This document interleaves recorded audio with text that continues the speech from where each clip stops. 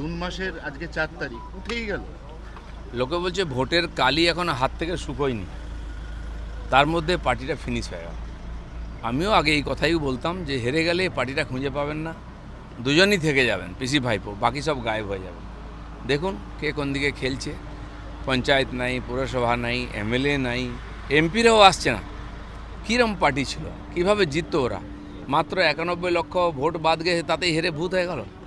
তো চোরদের সংগঠন রাতারাতি হয়, আবার রাতারাতি ভাঙে ওটা, এটা আমরা চোখের সামনে দেখলাম। তৃণমূল কংগ্রেসের পক্ষে সবথেকে শকিং সেটা হচ্ছে মুর্শিদাবাদের অবজারভার ফিরাদ হাকিম তার মেয়র পদ থেকে ইস্তফা দেওয়া, এবং মুর্শিদাবাদে যে কজন সংখ্যালঘু তৃণমূল বিধায়ক তাদের প্রত্যেকের মমতা ব্যানার্জির হাত ছেড়ে ঋতব্রতর দিকে ঝুঁকে পড়ে।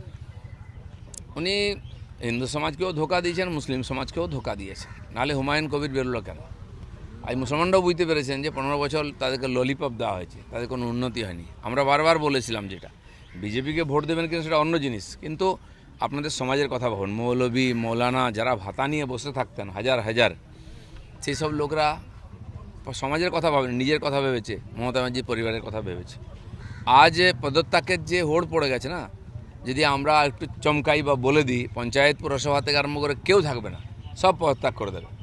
আপনাদের মনে আছে একসময় বলেছিলেন এই ভাইপো যে আমরা যদি দরজা খুলে দিই বিজেপির দল টেনে উঠে যাবে। আপনি দরজা বন্ধ আছে আমাদের, তাই কোথায় যাবে ঢুকতে পারছেন, দরজা ভেঙে ঢুকে যাচ্ছে আপনার দল, আর দলটা খুঁজুন কোথায় আছে।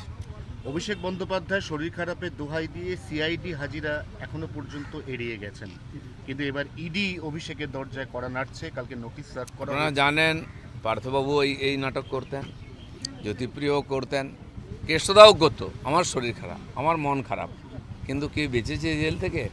2-3-4 বছর করে জেলের ভাত খেয়ে এসছেন ওনারা, ইলেকশনও লড়তে পারেননি। তো সেই জন্য আইনের উপর ভরসা রাখুন, আইনই সব করবে। পশ্চিমবাংলায় আইনের শাসন ছিল না, যে লোকে ভরসা চলে গেছিলো, আইনের শাসনে ফিরেছে, আইন সব করবে। অনেকে আইন হাতে তুলে নিচ্ছেন, ওটা করবেন না।